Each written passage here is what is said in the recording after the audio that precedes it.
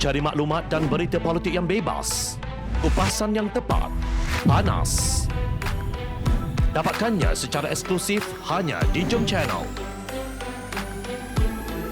Komitmen kami, rentasan berita Isnin hingga Jumaat. Berbicara dan isu semasa, kami garapkan secara langsung. Panel-panel berkaliber dan profesional. Interaktif, pandangan anda kami raikan. Jangan lupa bersama kami di setiap hujung minggu dalam edisi khas mingguan. Jom Channel, moving forward, sharing a new experience.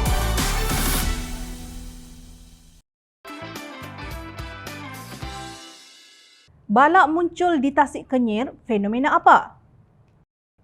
Menteri Alam Sekitar dan Air Datuk Seri Tuan Ibrahim Tuaman berkata Malaysia tidak diundang pada sidang kemuncak pemimpin berkenaan iklim di Amerika Syarikat pada 22 dan 23 April 2021 kerana negara ini bukan tergolong dalam kategori yang terdedah kepada impak perubahan iklim yang ketara.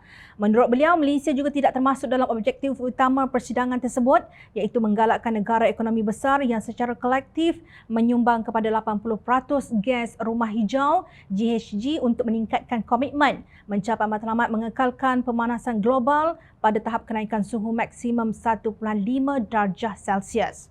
Persidangan tersebut adalah bersifat one-off dan tidak menjejaskan rundingan serta ketetapan di bawah kerangka kerja Konvensyen Perubahan Iklim Pertubuhan Bangsa-Bangsa Bersatu, katanya seperti dipetik bernama 7 April 2021. Hal ini perlu dilihat secara berasingan dengan isu pengimportan sisa plastik ke Malaysia baru-baru ini dari Amerika Syarikat, katanya dalam satu kenyataan pada Selasa. Pada hujung tahun itu, yakni Disember 2021, rakyat negeri-negeri di barat semenanjung Malaysia dikejutkan dengan serangan bencana banjir yang amat dahsyat. Rata-rata mereka tidak bersedia untuk menempuh malapetaka tersebut. Jentera kerajaan bagai dalam koma. Sementara menteri-menteri ramai yang pergi bercuti. Malah Tuan Ibrahim sendiri pergi menunaikan umrah di Mekah bersama keluarganya. Demikian terjadi apabila kita hanya ada gerombolan kaki stokrat dalam kabinet yang terlantik demi mengikut tradisi Scheme of Things yang diamalkan Presiden Bersatu Tan Sri Mahyadin Mat Yassin. Naib Presiden UMNO Datuk Seri Ismail Sabri Yaakob dipercayai tiada pilihan kecuali akur dengan syarat bersatu dan PAS. Seperti kata pengarah komunikasi Amanah Nasional Khalid Abdul Samad, kerajaan Ismail Sabri akan tumbang jika Mahyadin menarik sokongan terhadapnya. Justru walaupun menteri tidak cekap, Ismail Sabri tidak dapat berbuat apa-apa untuk merubahnya. Kini pantai timur pula dilanda banjir. Malah ada kawasan yang tidak pernah dinaiki air turut tenggelam. Kejadian yang mengejutkan penduduk itu membuat mereka hanya dapat menyelamatkan nyawa sahaja. Apabila banjir besar yang berlaku di daerah Pasir Mas, maka terus dikatakan ia berpunca daripada aliran air bah yang melanda 5 wilayah di selatan Thailand. Tuan Ibrahim menyangkal kenyataan segelintir penduduk yang mendakwa banjir besar berlaku kerana projek benting projek fasa 1 pembangunan lembangan Sungai Bersepadu, Sungai Golok. Malah pembinaan lembangan sungai ini sebenarnya dapat mengurangkan impak banjir daripada menjadi lebih teruk. Justru kementerian cuba memastikan setiap fasa projek dapat disegerakan supaya tidak menjejaskan penduduk setempat selepas ini. Fasa pertama dijangka siap tahun depan. Pada masa sama, kementerian juga sudah meluluskan projek fasa 2 dengan nilai RM265 juta untuk pembinaan dinding cegah banjir di rantau panjang, katanya seperti dipetik Berita Harian. Bah melanda 5 wilayah di selatan Thailand kerana negara tersebut turut terkesan dengan fenomena perubahan iklim yang berlaku.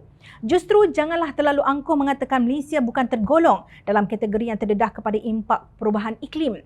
Hakikatnya jika jiran terkena impak tersebut yang berlaku di sempadan, maka kita pun turut terjejas.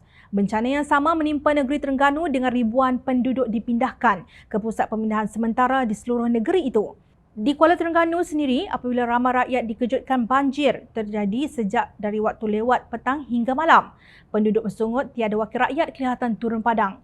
Rungutan ini turut dizahirkan oleh ahli dan penyokong PAS, kata Pengerusi Pakatan Harapan Terengganu Datuk Raja Kamaru Baharin Shah dalam satu kenyataan.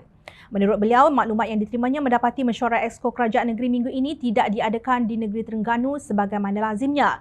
Adakah dalam waktu banjir buruk ini Menteri Besar mengadakan mesyuarat Exco di Kuala Lumpur juga? Soalnya, beliau membangkitkan kos tinggi yang ditanggung apabila mengadakan mesyuarat Exco di Kuala Lumpur. Ini kerana kata Raja Kamarul, ia melibatkan sekitar 50 pegawai yang terdiri daripada 15 ahli Exco dengan 30 orang pegawai dan beberapa orang urus setiap mesyuarat, pemandu-pemandu kereta rasmi dan kos penerbangan serta penginapan. Ia melibatkan kos sekitar antara RM50,000 hingga RM70,000 setiap kali ia diadakan di Kuala Lumpur. Inilah kemewahan dan pembaziran Kerajaan Kayangan PAS Terengganu walaupun semasa banjir besar melanda negeri, sindanya. Beliau mendakwa Menteri Besar Datuk Seri Dr. Ahmad Samsuri Mokhtar tidak mahu menjawab soalan pihak media. Bagaimana rakyat hendak dapat laporan mesyuarat Exco? Kerajaan bisu. Kerajaan PAS Terengganu hari ini sangat luar biasa, memecah berbagai adat dan tradisi yang merugikan rakyat, bidasnya. Bukan hanya kerajaan yang luar biasa, Tasik Kenyir pun turut menjadi luar biasa apabila balak muncul di permukaannya. Setakat ini tiada penjelasan yang konkret apa punca ribuan kayu kayan terapung di Tasik Kenyir. Pagi tadi, Pengerusi Pakatan Harapan Datuk Seri Anwar Ibrahim ketika berucap mengenai isu berbangkit negara termasuk pembalakan.